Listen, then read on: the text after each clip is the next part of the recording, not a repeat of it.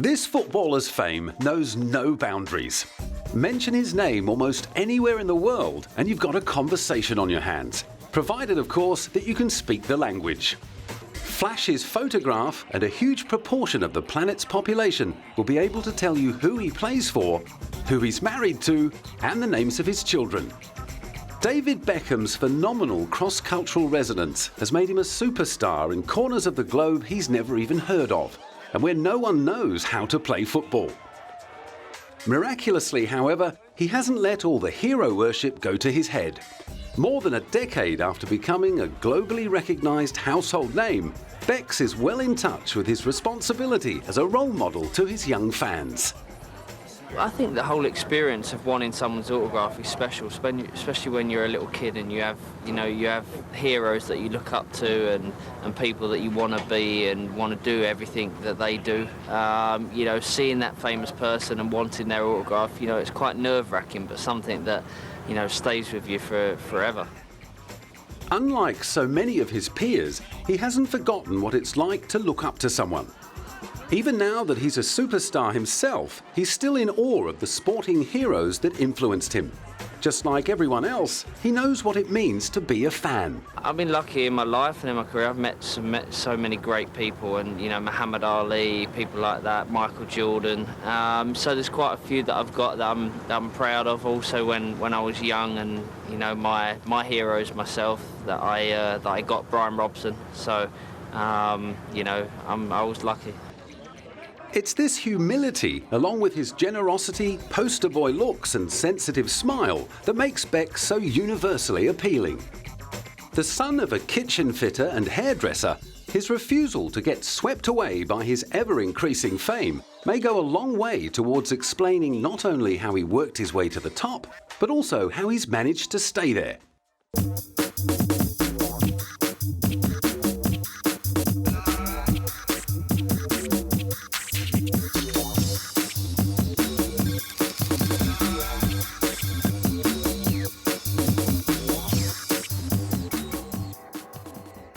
From the mid to late 1990s, it would be fair to say that David Robert Joseph Beckham was known for one thing and one thing only: his footballing ability.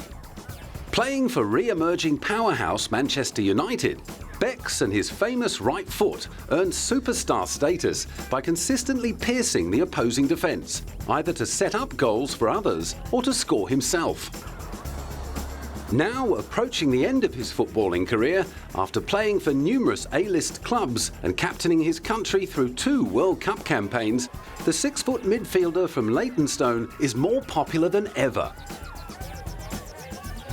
Despite his sparkling record on the pitch, which includes being the first English player to score in 3 World Cups and play 100 Champions League matches, as well as twice finishing runner-up for FIFA World Player of the Year, the majority of David Beckham's fans have never seen him play a game of football. That's because over the years, Becks' ball skills have become increasingly overshadowed by his off-field endeavours. These days, he is perceived as a businessman, fashion icon, heartthrob, charity campaigner and father who occasionally plays football.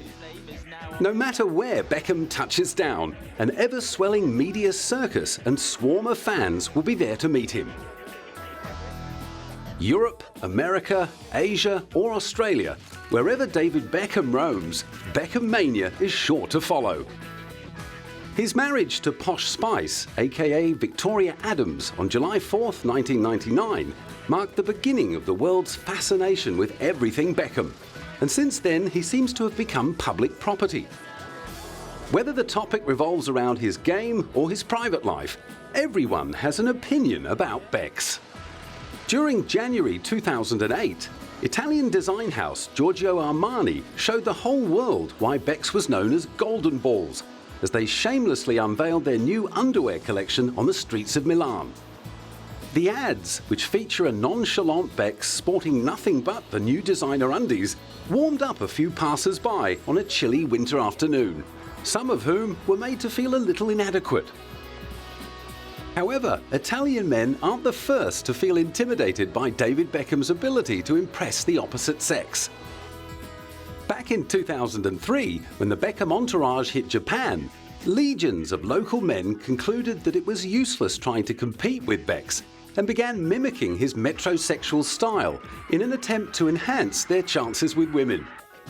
With more than 1,000 young female fans flocking into Narita Airport to welcome him, it was probably a smart move. So fanatical was the Japanese response to the English sex symbol that nobody seemed to care what he was famous for. As long as he smiled and waved, they were happy. It doesn't matter what he does, he is just so cute. Although such unhealthy obsession might unnerve the average Joe, sending them running for the nearest exit to escape the horde of hysterical fans, Becks seems at home with all the attention. And although he has frequently been criticised for his lack of eloquence when speaking in public, there is no doubt he knows exactly what to say to keep the fans coming back for more. I love the people because the people are always amazingly friendly to me, and I have many fans here. So I love the people, I love the food, and I just love being in Japan because it's an amazing country with amazing people. 5 years on, Beckham's popularity throughout Asia was still soaring. However, on his recent visit to Korea, his fans had done their homework and focused more on their appreciation of his football skills than on what he was wearing. Whilst touring with his club side, the LA Galaxy in South Korea, the former England captain held a youth training session in Seoul. Greeted by around 40 enthusiastic wannabe Beckhams, the real deal patiently and affectionately looked on as the children unveiled a large mosaic photo wall made from 2008 different pictures of him to mark his visit. And before getting stuck into the session, Becks welcomed the adoring fans. 안녕하세요. Whoa! I'm very happy to be here. Thank you for being here as well. I hope you enjoy the day. I hope the children and everybody enjoys the day. And thank you. As the eager children threw themselves into the skills training session with their hero, each of them tried their hardest to bend it, well, like Beckham. Mentoring the children through a day they will no doubt remember for the rest of their lives, Becks was more than happy to pass on some of his trade secrets. The most important thing is that you get a good strike on goal, and you make sure that you put it in a corner where the goalkeeper can't get to it. And the most important thing is, the way you run up to the ball and the way you strike the ball. That's the most important thing. If you get a good strike on the ball, then you've got every chance of scoring. By the end of the training session, the very accessible and approachable megastar had earned himself even more devoted young fans. One awestruck 11-year-old was already planning to fly halfway around the world to get a second glimpse of his hero. I would like to meet Beckham again. I felt amazing when he taught me. I will visit London and we'll see Beckham again. Beckham's passion for the game is evident in the years he spent playing and promoting it. However, his footballing skills have given him much more than a career. They've offered him a golden opportunity to help those less fortunate than himself. Less than 1 month after touring South Korea, Becks was back in America to attend a charity gala with fellow soccer icon Pelé. The black tie event, a $1,250 a plate fundraiser at Gotham Hall, aimed to make $600,000 to help Harlem Youth Soccer Organization build a soccer field for its players and develop an after-school soccer and leadership training program. During the day leading up to the gala, Beckham spent time in Harlem and saw how the power of football can transform the lives of children who have grown up in hardship. The kids' faces changed when they run onto the field and when they got a soccer ball. So, you know, to have that passion that they showed just within 2 hours of being down there, you know, it does change people's lives. Ever grateful for his boyhood opportunity to train at the Bobby Charlton Soccer School, Beckham's belief in the positive power of football led to the establishment of the first two David Beckham academies, one in the London borough of Greenwich and one in LA. Since 2005, they have been offering a range of training programs for boys and girls. Academy students are trained in all aspects of a career in football, from what to eat to how to exercise and how best to deal with the media. In early 2008, Beckham travelled to Brazil to announce his intention to open a third academy. The ambitious David Beckham World of Sport has been designed to function as a professional sports complex and will include 8 soccer fields, a 10,000 capacity soccer stadium and facilities for other sports like golf and tennis. Beckham proudly stated that the facility will also incorporate a scholarship program for Brazilian children that will actively reach out to schools in the region. You know, I'm very proud of the ones that I've got in London and also in LA, but I've always also said that I want to take it to other places around the world, and where better than here. You know, it's an amazing place, very passionate about the game, very passionate about football, and I'm very proud to obviously be part of this. Having ploughed plenty of that passion into the designing and planning phase of the complex, he wanted to prove he was in it for the long haul. It's going to take a while, but I think that it's going to be one of the best facilities in the world. We're going to be able to obviously have children come down to the academy and enjoy themselves and play in a safe place. And also we're going to be able to have the facilities to have, you know, top football teams from all around the world to be able to come down here and spend their pre-seasons or, you know, just have a break. So it's going to be something special. And it's not only the man himself who believes in the work of his academies. British Prime Minister Gordon Brown recently called a meeting with Beckham to discuss the benefits of sporting programmes for the young. The PM was keen to visit the Greenwich Academy himself to see whether anything from their training programmes could be picked up and used in broader physical training programmes in schools throughout the country. I've been talking to David Beckham, who's done an inspirational job in setting this up, about how we could extend these facilities so that children and young people in all parts of the country could benefit. They can benefit from the coaching, they can benefit from the chance to get tips about fitness, they can benefit from the media courses.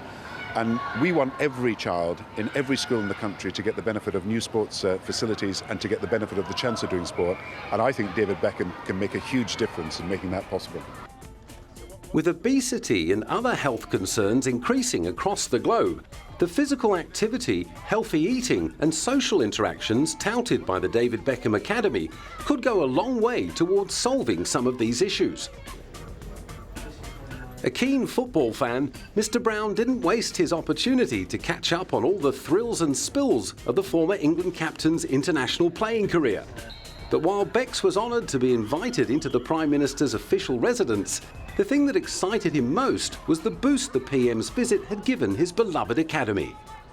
I think he's very positive in everything that he wants to achieve. I think that, you know, he welcomed me into number 10 and made me feel, like I said, very welcome, and spoke about different things that he wants to achieve and different things that he wants to achieve, not just obviously with the country, but with myself and with the academy. And that's special because, you know, I've worked hard to obviously to get the academy to be successful, and like I said, to be invited to number 10 and also to have the Prime Minister come down to the academy. I'm very proud of that. So, you know, I believe that he's doing great things and he will do great things in the future. Clearly, the admiration was mutual. But then Becks had already won himself plenty of brownie points in his triumphant role as an ambassador for London's bid to host the 2012 Olympic Games. Beckham's dream to see the Olympics return to his hometown for the first time since 1948 came true on July 6, 2005. with the announcement that London's bid had been successful.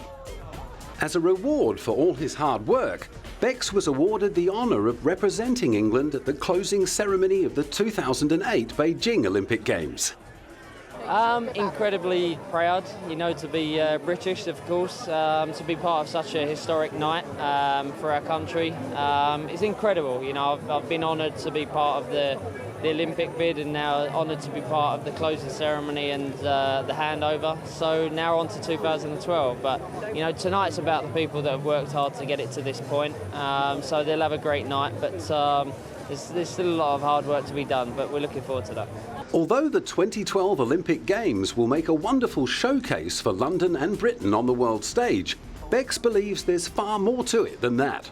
I really noticed it being in London last week, seeing the hype and seeing everything that kids wanting to be involved in. You see kids out running on the streets and, doing different things and cycling out there, so it just gets that excitement from children and from so many different people in the world, and I think that's what's great about the Olympics. It has that excitement that can change people's lives. At the Beijing closing ceremony, Beckham joined veteran Led Zeppelin guitarist Jimmy Page in helping London take the reins as host of the 2012 Games. During the ceremony, Beckham was handed a football and was asked to kick it into a crowd of athletes. As humble as ever, Becks made no secret of the fact that even a great sporting star like him still gets nervous at big events. And were you scared about missing when you kicked the ball? I was actually more scared of dropping the ball when I held the ball up. I knew I'd be all right kicking the ball, but it was the holding the ball up and dropping it was worrying me. However, it's not only sport-related causes that Beckham finds time for. In April 2009, he joined young tennis star Andy Murray to mark the launch of a new charity called Malaria No More UK. Malaria No More aims to end suffering and death caused by the preventable disease, which threatens half the world's population. Beckham, who is the proud father of 3, found an immediate connection with those who suffer from the disease. Malaria obviously is one of the biggest diseases that causes so many deaths around the world, and especially in Africa. When I first heard the statistics with malaria and with children under the age of 5, it automatically makes you think of your own children. Pregnant women and children are the most susceptible. In Africa alone, malaria kills more children under 5 than any other single disease. The sports star's bid to raise awareness about the disease started with the message that a mosquito net can be bought and delivered to a family in Africa for as little as a few pounds. It's £5 for a net, so something like that is such a worthy cause, and it makes you feel good when you realise what you're doing around the world to save people's lives. The non-profit organisation's goal is to ensure that all those at risk of contracting malaria in Africa have access to a bed net by the end of 2010.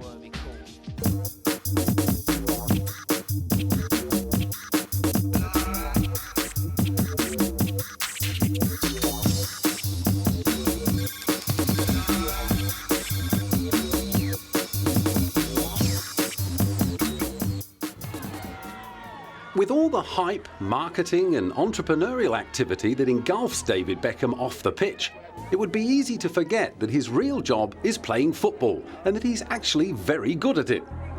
While all the outrageous hairstyles and raunchy fashion ads have been earning him style icon and sex symbol status, it's what he gets up to on the football field that defines the real David Beckham. Yeah, I like fashion, but I prefer football. I prefer playing football. But, like you said, I'm very honoured for people to look at, what I wear and like what I wear. But the most important thing for me is the soccer. Then the fashion comes after. It's no secret that David Beckham started his football career with Manchester United under the tutelage of Sir Alex Ferguson. Becks' epic career at Old Trafford began after he was signed as a trainee on July 8, 1991. At just 16 years old, neither he nor the fans had any idea of what lay in store. A mad Manchester United supporter as a child, Beckham's fantasy of playing alongside some of his childhood heroes materialised when he came on as a substitute for Andrei Kanchelskis in 1992. The game against Brighton marked Beckham's debut as a United player. With ageing warriors, the likes of Paul Ince and Mark Hughes, holding the regular spots in the team, it wasn't until the 1995-96 season that Beckham finally started seeing some regular Premier League action. The following season saw Beckham wear the number 10 shirt, but not for long.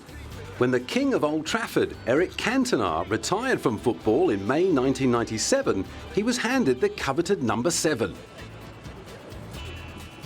Beckham's acquisition of the hallowed number 7 shirt was met with grumbling disapproval by many of the club's fans, who felt he was not worthy to follow in the footsteps of the likes of Brian Robson and George Best.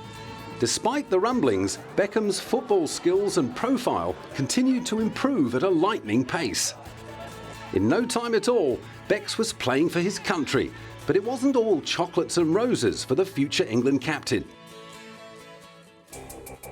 His red card in the 1998 World Cup stole most of the headlines for that year. Although his shameful sending off didn't cost England a goal, many supporters chose to make him the scapegoat for England's early elimination from the competition.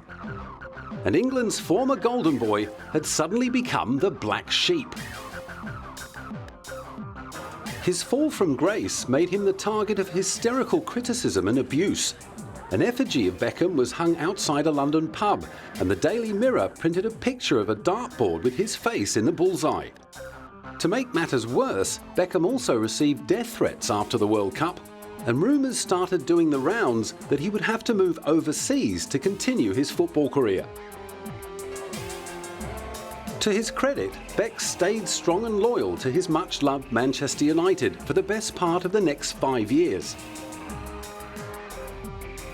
Then, early in 2003, rumours spread of growing tensions up at Man U headquarters between Sir Alex and his famous number 7. The story went that Sir Alex had grown tired of the toll Beckham's extracurricular activities were taking on his football.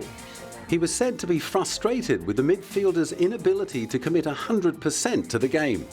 There were also whispers of a locker room incident during which a stray boot connected with Beckham's head, moments after parting with Sir Alex's right foot. In the end, they both agreed a transfer would be the best solution, and Becks headed for the warm Mediterranean sun of Madrid. The same Man U fans who had doubted his worthiness 6 years earlier went into mourning at the devastating news.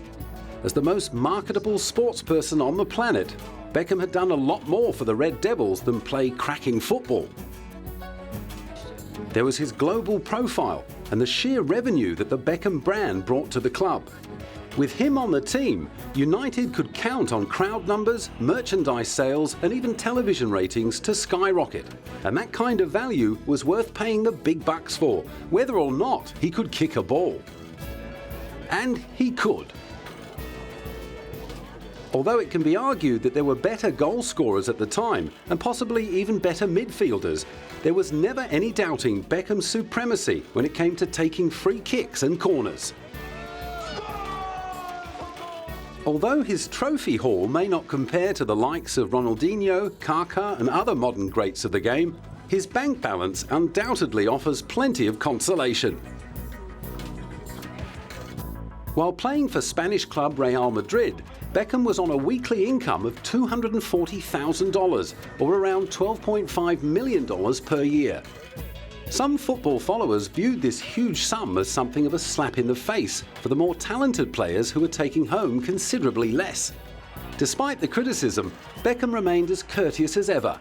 Refusing to let the controversy get the better of him, he only ever spoke of his Real Madrid teammates with great admiration. Well, I'm lucky enough, the players that I admire, I play with, so, to have them players and to look up to players like that, like Ronaldo, Zidane, Figo, Roberto Carlos, Raul, to have them all in the same team as you, you can't ask for better than that. As well as his enormous playing ability and star power, it was his media friendliness and polite attitude that caught the eye of US team LA Galaxy. and after appearing 113 times for Real, he announced his move to the land of the free. His ability to lure sponsors, draw big crowds and sell merchandise is unmatched by any other footballer, and the MLS were glad to grab a piece of that pie. In fact, whilst at Real Madrid, it was reported by Forbes magazine that over his 4 years with the super club, he had been a major factor in the team's huge increase in merchandise sales, a total reported to top $600 million US. Enticed to the US by the LA Galaxy to help boost the profile of their club and Major League Soccer with a 5-year deal, Beckham has so far proved to be the right man for the job and is excited to be a part of it. Potentially in the States, soccer could be as big as it is everywhere else around the world. And I believe, and I'm very proud to be part of that and going to be part of that for the next 5 years and maybe a few more years later. So, Despite being injured for the majority of his first season, his presence around Hollywood and the US has created exactly the kind of hype that the MLS desperately needed. His paltry $7.7 million a year salary constitutes a massive 40% pay cut on his Real Madrid handout. But it's fair to say that Beckham's move to the US was motivated by more than his weekly pay packet.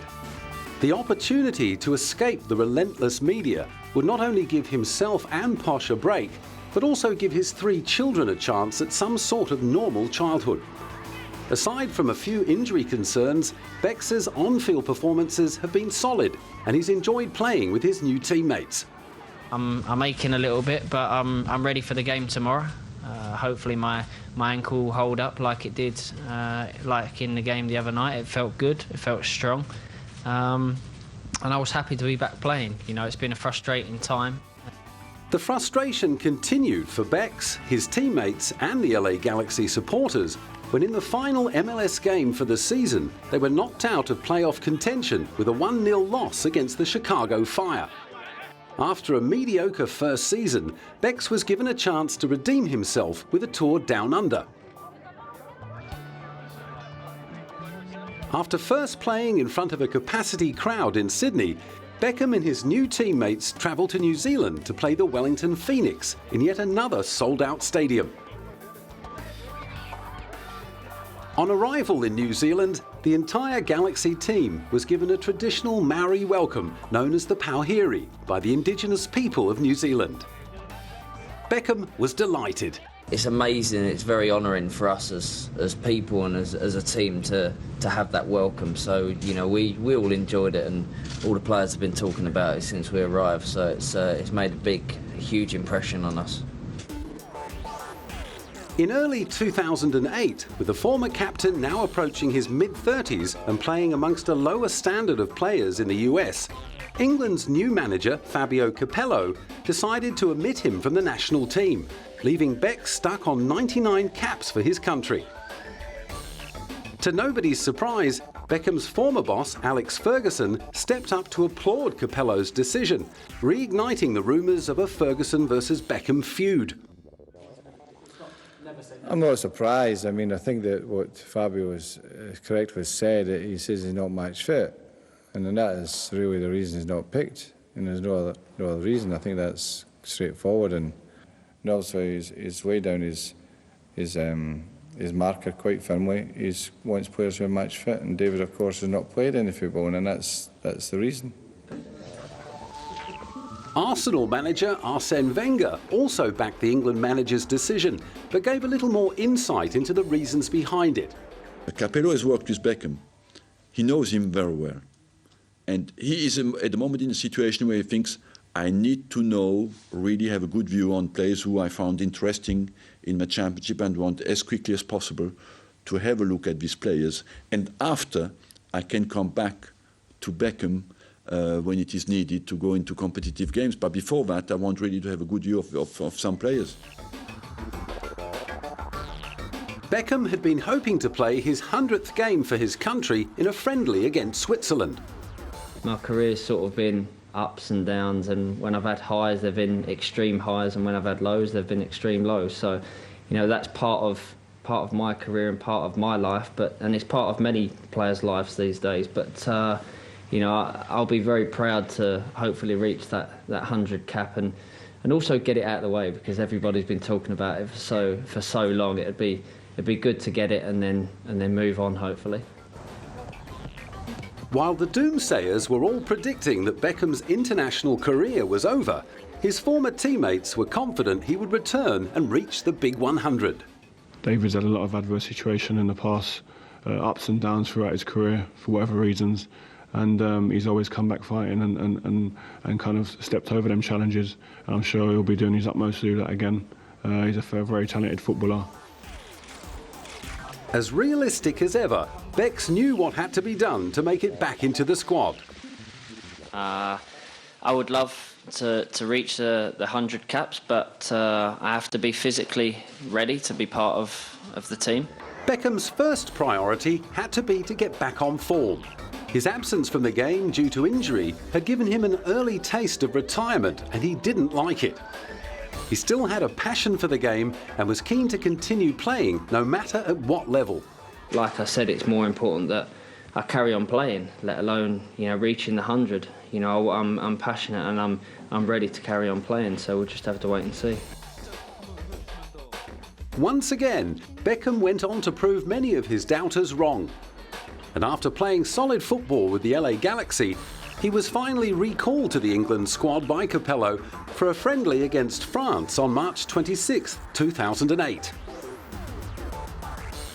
And before playing for the 101st time for England against the USA at Wembley, Beckham's enormous feat was acknowledged with the presentation of an honorary gold cap to mark the passing of his 100th game for England. The gold cap was presented by Sir Bobby Charlton, and the crowd sealed the historic achievement with a standing ovation. Finally back playing for England, Becks knew that he had to play at a higher club level than the US could offer to compete on the international stage. His opportunity came when AC Milan agreed to take him on loan from LA Galaxy. Despite the inevitable rumours that this meant he would soon be moving on from Major League Soccer, Becks was adamant he would be staying on at the US club at least until the end of 2009. He made his debut in Serie A for Milan against Roma on January the 11th, 2009, and lasted for 89 minutes of the 2-2 draw. In his first 4 matches for the Italian club, he scored twice and set up numerous other opportunities, proving there was still life in the old legs yet. And after the club doctors had handed down the verdict that he could be fit to play comfortably until 2013, AC Milan were keen to secure the services of the superstar midfielder on a more permanent basis. Bargaining on the attractiveness of a move to Milan which could strengthen Becks' position in the English squad, Milan management reportedly offered to buy him from the LA Galaxy. Apparently, however, their bid fell short of the mark. In late March, Beckham played for his beloved national team for the 109th time, surpassing Bobby Moore's record and becoming England's most capped player ever in the history of international football. With the 2010 FIFA World Cup on the horizon, the veteran midfielder had his sights well and truly set on qualification. Despite being in a tough draw, he remained characteristically optimistic. We believe that we're going to qualify, but we know that there's a lot of hard work to be done, and as long as we work hard as a team, stay together as a unit, we'll have a good chance. But no one's going to guarantee us qualification, but if we work hard, we've got the players to qualify. Beckham's longevity in the game is a testament not only to his talent, but also to his determination and dedication. He made his first £1 million many years ago and has long since earned more than enough money to set him and his family up for life. But still, he's kept on playing. Dogged by injury, harsh criticism and big disappointments, his commitment to the game remains as unshakable as ever.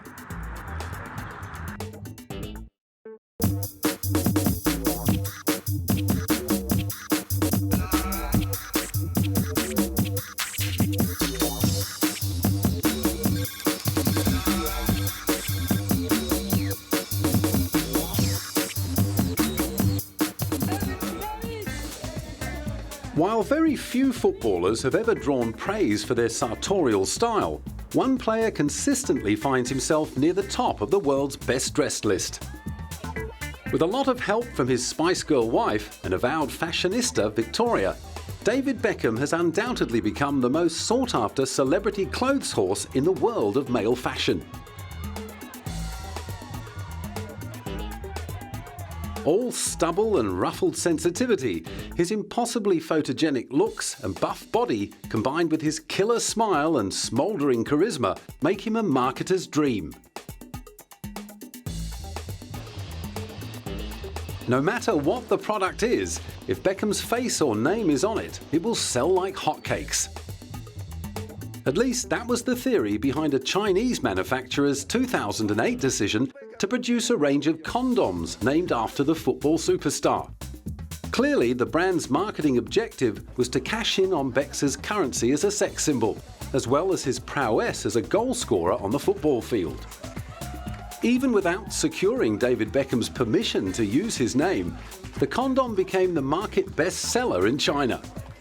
So revered has the boy from Leytonstone become as a trendsetter, style guru and fashion idol that his well-documented trips to the hairdresser and tattoo parlour have spawned an endless parade of copycat styles among Beckham wannabes. You know, the public look to newspapers, to media, to TV, to the football pitch, to wherever for their influences in fashion, trends and, you know, haircuts and all the rest of it. When Beckham had a Mohican, so did everybody else and etc. And it's the same with tattoos, I think. While mothers everywhere may cringe at the thought of their teenage sons coming home from school with a replica of Beck's guardian angel across their shoulders, there is no denying his influence, which in the world of capitalism translates as marketing power. Over the years, the one-man marketing machine has collected an amazing array of endorsements. Regularly seen in adverts by sponsors Adidas, Pepsi and Armani, he has also been featured in lesser-known ads by Go3 Food, Meiji Almond Chocolate, Tokyo Beauty Center, BP Castrol Lubricants and Brylcreem. Vodafone was one of the first big sponsors to jump on board the Beckham bandwagon. But when they failed to meet an agreement in 2005, it left the door open for mobile phone competitor Motorola. Years later, Motorola is still merrily shelling out millions to have Beck's help shift their products. Although he has starred in many ads over his long career, the commercial shot in March 2009 is one of his most risque. Shot in Milan and directed by music video director Anthony Mandler, it features Beckham's on-screen transformation into a Terminator-like robot. His new look includes a red laser eye, a visible skeleton and arteries which have been superimposed onto his bare chest. Beck's didn't seem to mind removing a few layers of clothing for the job. The shoot's been great. You know, I always enjoy doing Motorola shoots because I think it's something that's always done in a different way. And of course, working with Anthony Mandler, I think is, you know, he's very inspirational and very passionate about what he does. So, you know, his inspiration will come out in the pictures and also the videos. And the LA Galaxy superstar is never shy about giving a plug to one of his sponsors' products. I think it's a great phone. You know, it's a stylish phone. It's something that, you know, you could get excited about. It's something that's special and something that's different. I think Motorola always do that. You know, they're always coming up with different concepts and different ideas and special things about phones. So I think it's exceptional.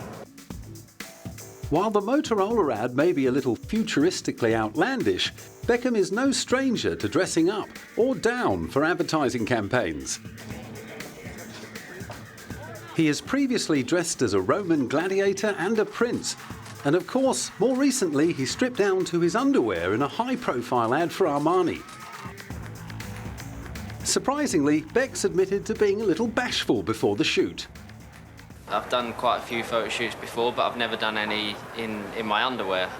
So I was slightly, you know, I wasn't sure about the whole thing, but, you know, working with Marcus, they made me feel really at ease, and it went pretty well.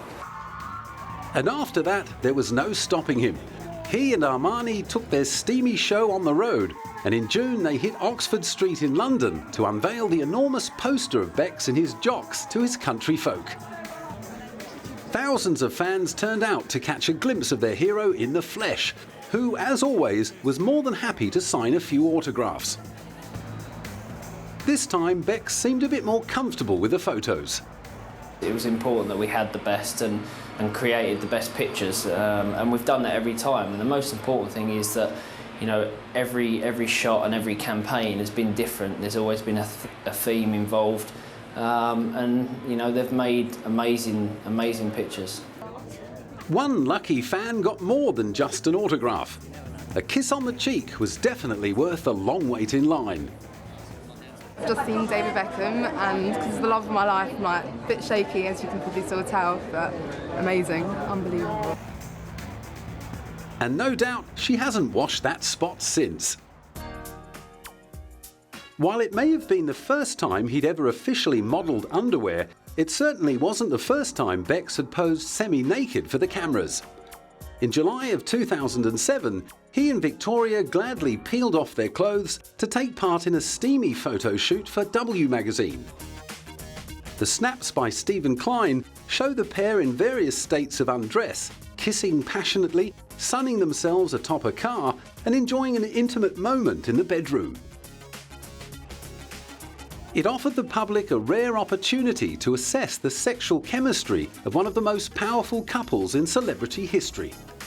Ever since their first meeting at a Manchester United game in 1997, the private and professional lives of Posh and Becks have been front-page fodder for magazines and tabloids throughout Europe and Asia.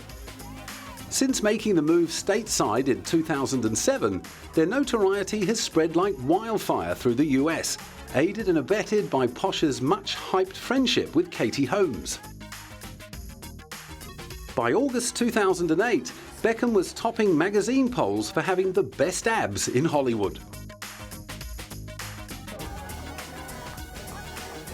All the free publicity hasn't gone unexploited, with a list of A-grade sponsors ranging from Emporio Armani and Police to Sharpie pens and fragrance house Coty queuing up to throw money at them. The Beckhams came in at number 3 on Forbes magazine's list of top-earning Hollywood couples in 2008.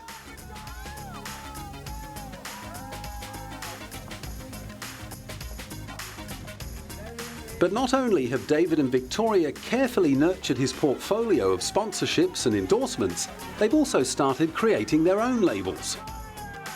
At Macy's Herald Square in New York City, the power couple launched their new fragrance, Beckham's Signature, in September of 2008, much to the delight of the legendary department store Macy's as well. Macy's Herald Square is really excited to welcome David and Victoria Beckham launching the newest fragrance, Beckham's Signature. Welcome.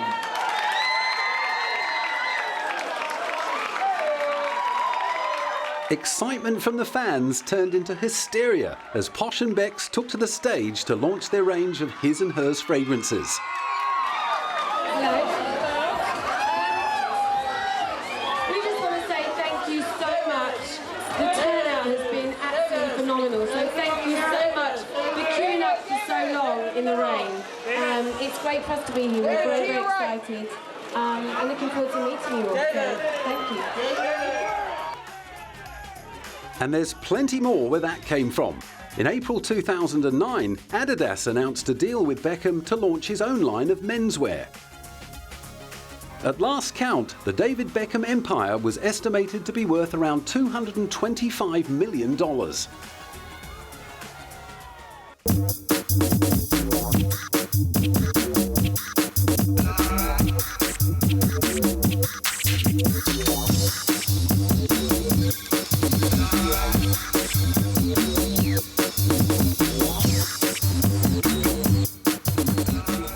Throughout his ever-evolving career as an elite footballer and a global fashion icon, one thing that has remained consistent about David Beckham is his devotion to his family. As well as keeping him grounded, no doubt it's one of the important characteristics that have earned him his status as a global role model and sponsorship magnate. Married to Victoria since their £500,000 wedding at Luttrelston Castle on July 4th, 1999, and the proud father of three, Brooklyn Joseph, Romeo James and Cruz David, Becks has always done what he feels is right for his family, which is not to say that he's enjoyed a spotless record. Back in 2004, it appeared his decision to leave Posh at home to try and salvage her singing career while he went to Real Madrid might have been tempting fate when the News of the World published claims by his personal assistant that she'd had a torrid affair with Becks.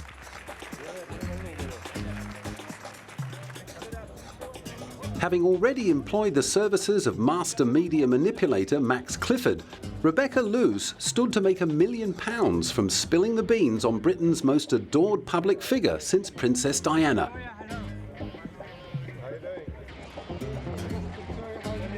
But since suffering the slings and arrows of the gutter press in the wake of that alleged affair, a much wiser David Beckham has been determined to steer well clear of the stalking paparazzi.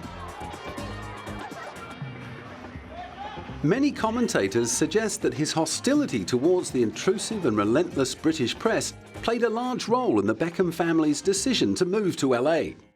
I think living in America, the best thing that us as a family have enjoyed is the positivity and the friendliness to not just to me on the soccer side, on the work side, but obviously to us as a family as well. The kids are really happy, Victoria's happy. As a family, it's been amazing for us, so there's not one negative thing at the moment. Although Becks took a hefty salary reduction on signing with the Galaxy, earning a dismal $142,000 a week, which equates to around a 40% pay cut compared to his Real Madrid earnings, he cleverly constructed a deal that delivers him a percentage of LA Galaxy's matchday revenue and merchandise sales. Despite all the upheaval, the Beckhams' move to LA could not have gone more smoothly. They were welcomed to Tinseltown with a star-studded bash thrown by their new pals Tom Cruise and Katie Holmes. Going over with the intention of growing the Beckham brand and giving their three children some sort of normal upbringing away from the pressures of the Spanish and British media, Becks couldn't be happier with the transition. With an endless parade of red carpet appearances, award ceremonies and product launches to dress for, it's no wonder that Victoria is also having a ball. I love America. People say, how long did it take for me to adapt? About an hour. I mean, I really, really like America. The American people have been so kind and so good and so welcoming. Our kids are happy. David's happy. David's first game back actually will be on the 16th of July here in New York.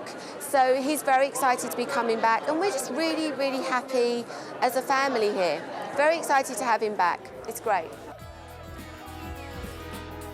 In mid-2008, Brooklyn, Romeo and Cruz got to go on the Teen Choice Awards, where Dad was nominated for Male Athlete of the Year. To the whole family's delight, David won the award and brought the three boys on stage. Clearly at home in front of a large crowd, young Cruz performed an impromptu breakdance solo.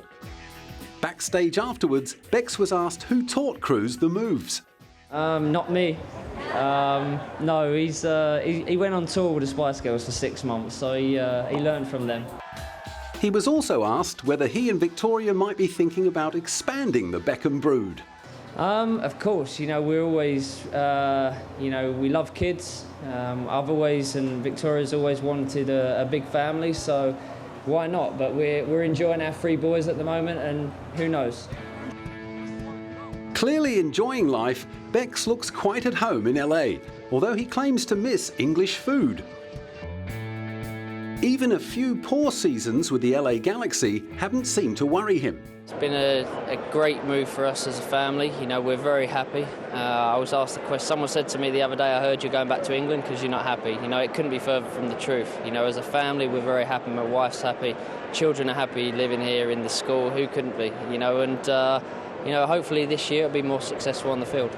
With the US at his feet, a loving family to support him, a new network of A-list friends to recommend him, and hundreds of millions in the bank, Leytonstone's favourite son has laid the foundations for a life in the spotlight that will stretch way beyond his footballing career.